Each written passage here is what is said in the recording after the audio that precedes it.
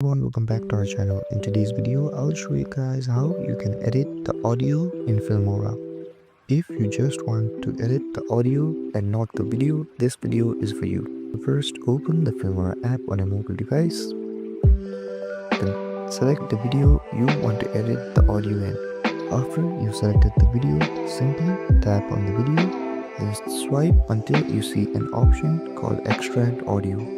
After you have extracted the audio, your video file and audio file will be separated.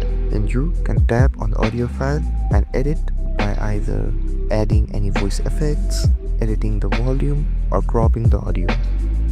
And this is how you can edit your audio in Filmora. If you found this video helpful, don't forget to like, share and subscribe, and comment down below if there is anything else I can help you guys with.